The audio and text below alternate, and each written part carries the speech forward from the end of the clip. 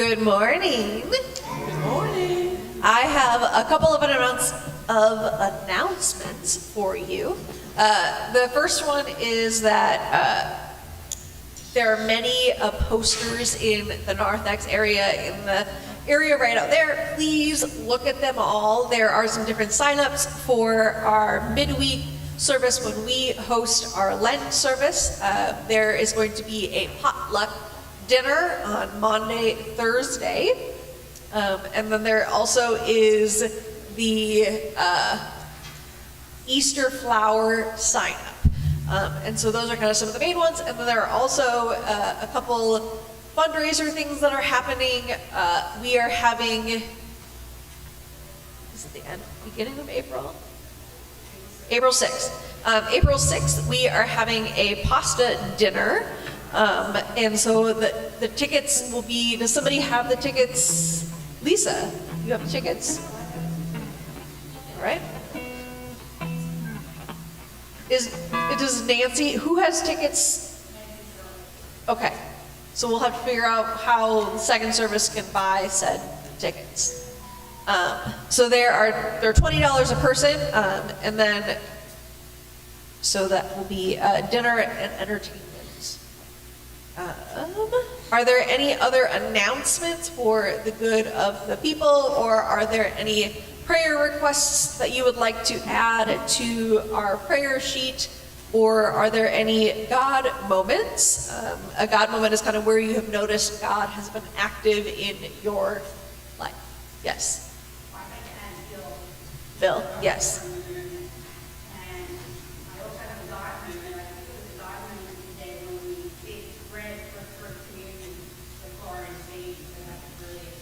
Yes. Al. Yep. Yes. Eileen. And Bill. Yes. Oh, I missed it. Jeff. Kim. And Brianna. Brianna.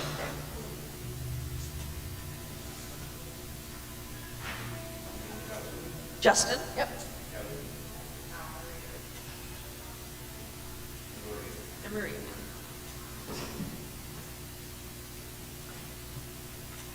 And then I'm also going to add the family of Jerry Vickers. If you know Janet and Jeanette Vickers, who usually attend our first service, Jerry, which is Janet's husband, died this last week. The services will be private, but I wanted to let you all know, if you do know the Vickers, that's kind of something that is happening in their lives. So,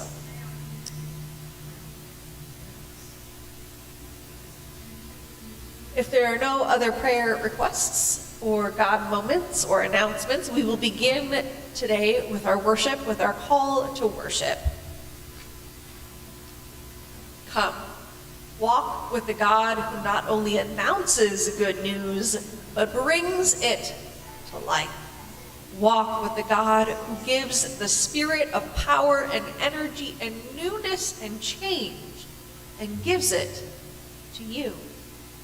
Walk with the God who sees all that you do as an opportunity for love and renewal.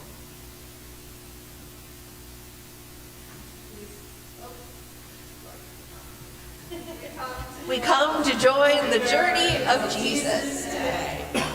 Please stand as you are comfortable for our first song, Romans 12. You hide upon his cross.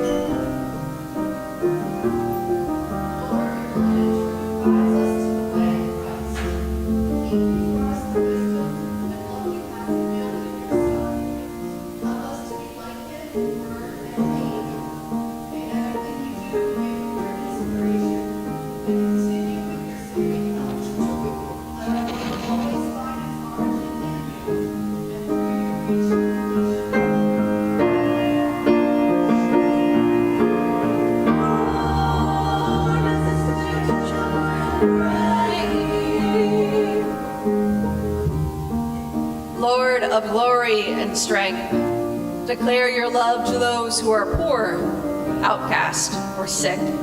Speak your promise of wholeness and new life, especially to those we name aloud or silently in our hearts.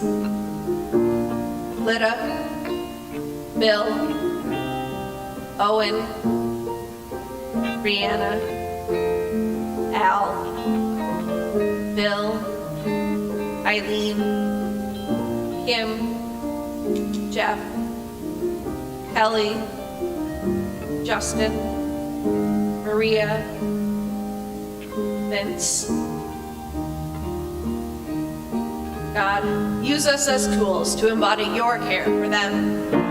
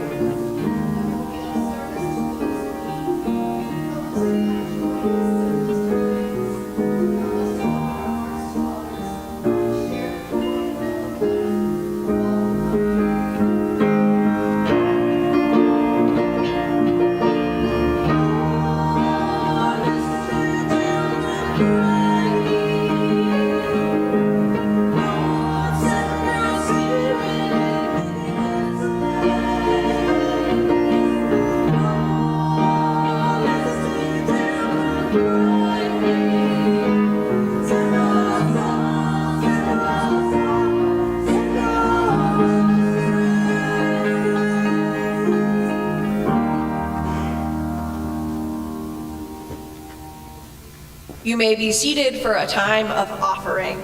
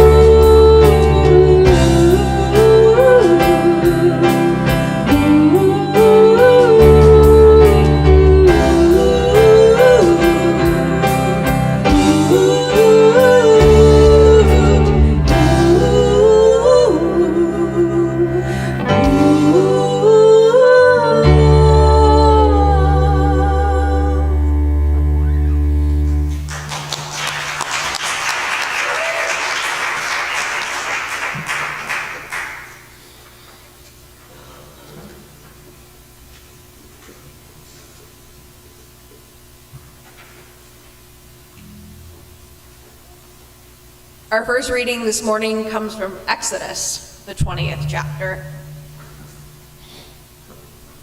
Then God spoke all these words. I am the Lord your God, who brought you out of Egypt, out of the house of slavery. You must have no other gods before me. Do not make an idol for yourself, no form whatsoever of anything in the sky above or on the earth below or in the waters under the earth. Do not bow down to them or worship them, because I, the Lord your God, am a passionate God. I punish children for their parents' sins, even to the third and fourth generations of those who hate me. But I am loyal and gracious to the thousandth generation of those who love me and keep my commandments. Do not use the Lord your God's name as if it were of no significance. The Lord won't forgive anyone who uses his name that way. Remember the Sabbath day and treat it as holy. 6 days you may work and do all your tasks, but the seventh day is a Sabbath to the Lord your God.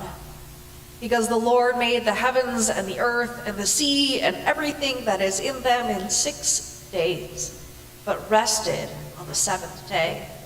That is why the Lord blessed the Sabbath day and made it holy. Honor your father and your mother so that your life will be long on the fertile land the Lord your God is giving you. Do not kill. Do not commit adultery. Do not steal. Do not testify falsely against your neighbor. Do not desire and try to take your neighbor's house. Do not desire and try to take your neighbor's wife, male or female slave, ox, donkey, or anything else that belongs to your neighbor. The word of the Lord. Thanks be to God. Please stand as you are comfortable for the gospel reading. The Holy Gospel according to John.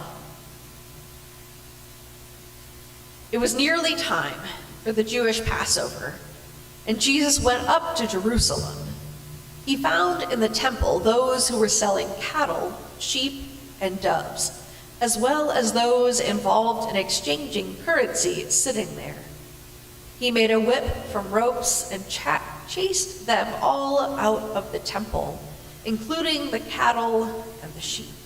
He scattered the coins and overturned the tables of those who exchanged currency. He said to the dove sellers, "Get these things out of here. Don't make my Father's house a place of business." His disciples remembered that it was written, "Passion for your house consumes me." And then the Jewish leaders were asked him, "By what authority are you doing these things? What miraculous sign will you show us?" The Jewish leaders replied, "It took 40 years to build this temple, and you will raise it up in 3 days?" But the temple Jesus was talking about was his body. After he was raised from the dead, his disciples remembered what he had said, and they believed the scripture and the word that Jesus had spoken. The word of the Lord. Praise to you, O Christ. You may be seated.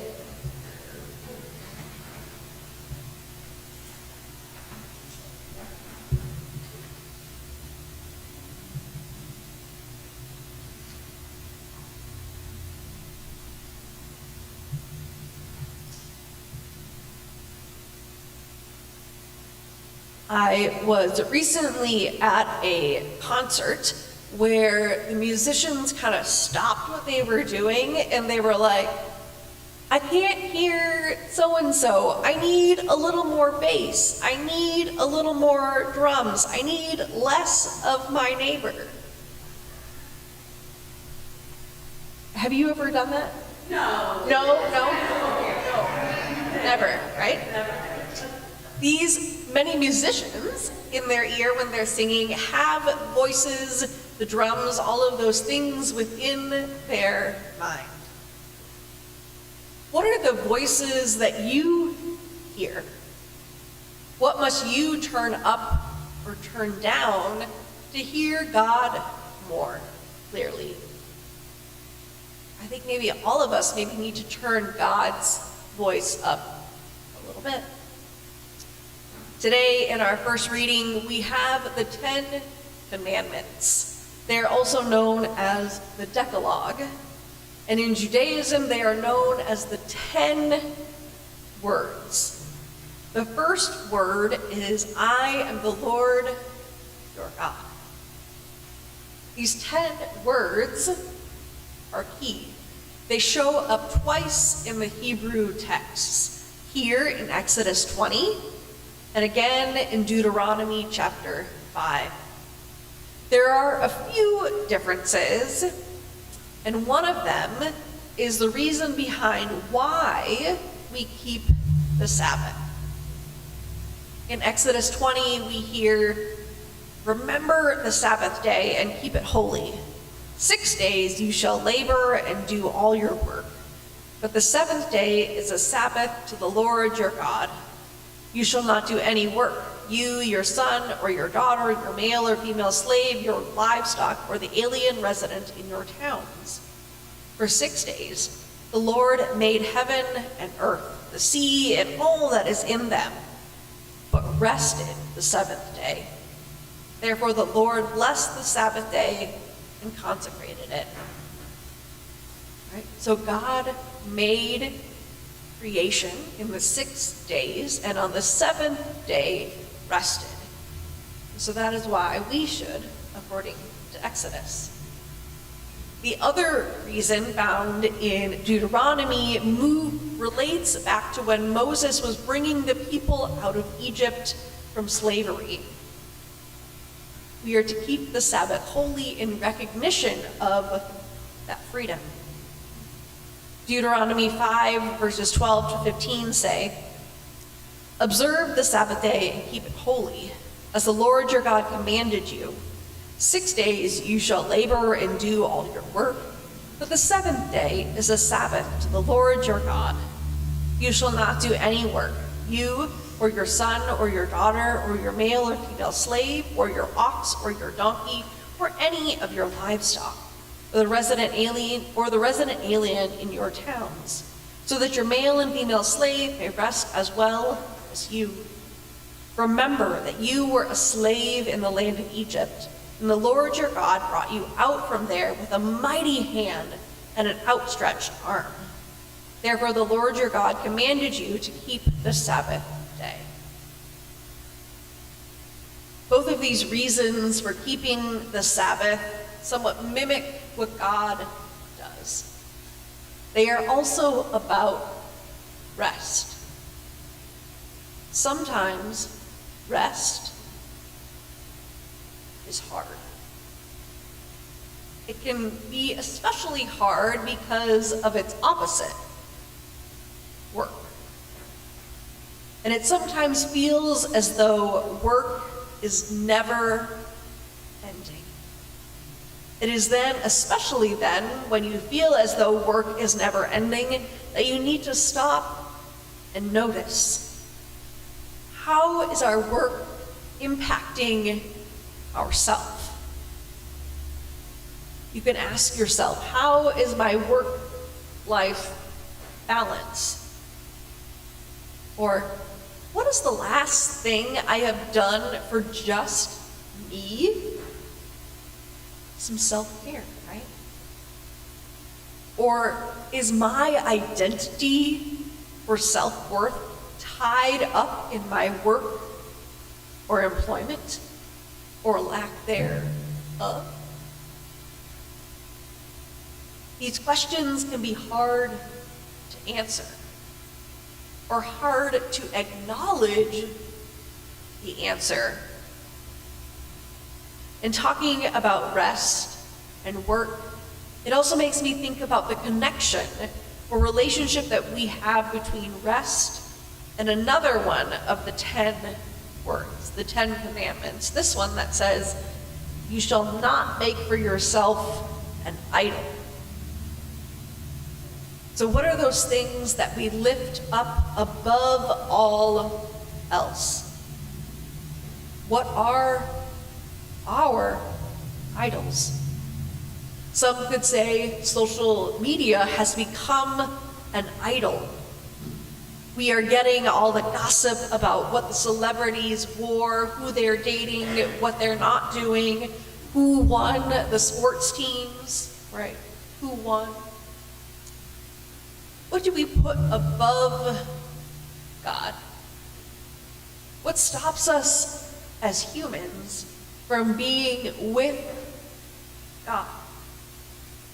What stops us from being in a community, especially taking an hour out of our time to worship together? Jesus may answer that question with money. In our gospel reading for today, we get one of my favorite answers to that 90s phrase, WWJD. What would Jesus do? He could flip some tables, right? He could get angry. Here, Jesus is naming the temple as a marketplace, or in our translation, a place of business. Scholar David Lose says, the temple has become a marketplace out of necessity. In order to buy the animals for sacrifice, folks needed to change their Roman coins for Jewish ones, and then purchase the prescribed animals. But with Jesus on the scene, the one who embodies abundance, having just taken the water of purification, also no longer needed, and turned them instead into the wine of celebration, there was no need for changing money, for purchasing animals, for making sacrifice at all, or ever again. Within Celtic spirituality, there is this thing known as a thin place. A thin place is that place where you can see God, where the place that has been hidden and revealed, you see just a little bit of more of God. Jesus, in saying that his body is a temple, he is also naming himself as a thin place. He is also saying that every place has a capability of being a thin place, a place where one can encounter God. Which brings me back to rest. Some say the, quote, easy way to encounter God is to stop, to pause, and to look around, to see all the amazing things that God has made, the people, the animals, the trees, all of God's creation, and to name what God is up to in your life. There are 168 hours in a week. We come together for one of those. Hopefully you see God. You encounter God in this hour together. But I also hope that in the rest of the 167 hours in the week, that you encounter God as well. God's presence is in all areas of your life. God's presence permeates our lives and the world with grace, love, and courage. May you take a look, see God in those thin places. See God among yourself. And may you take time to rest. Thanks be to God. Please stand as you are comfortable for our hymn of the day, which is Here I Am to Worship.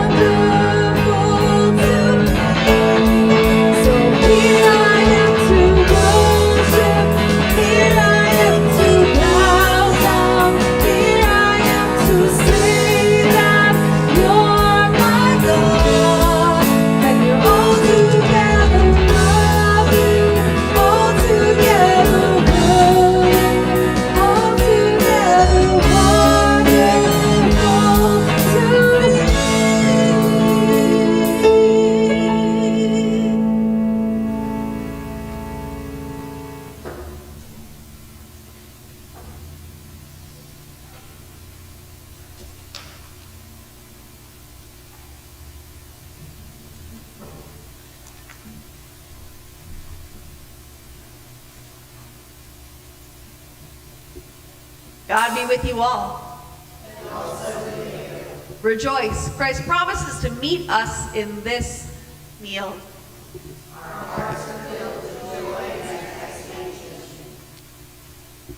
Our Lord Jesus Christ, the night before he died on the cross for us, took bread and gave thanks, broke it and gave it to his friends, saying, "Take and eat. This is my body given for you. Do this for the remembrance of me." And again, after supper, he took a cup, gave thanks, and gave it for all to drink, saying, "The cup is the new covenant, sealed with my blood. All of you drink from it and know your sins are forgiven." As we eat this bread and drink from this cup, we remember Christ's death and the promise of his coming again.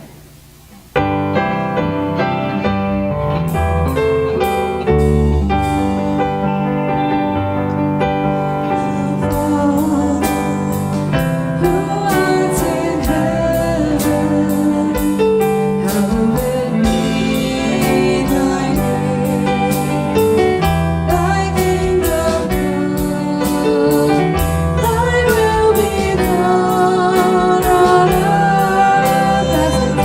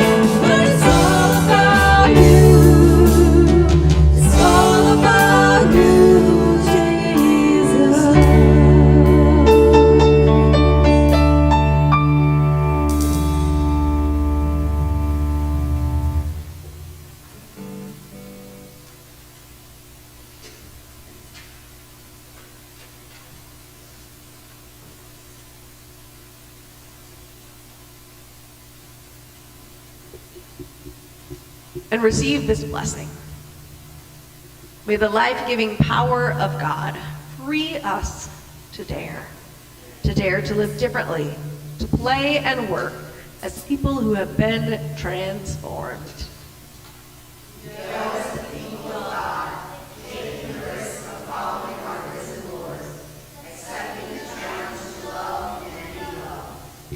Please stand as you are comfortable for the benediction, and those who would like to help lead, you are welcome to come forward.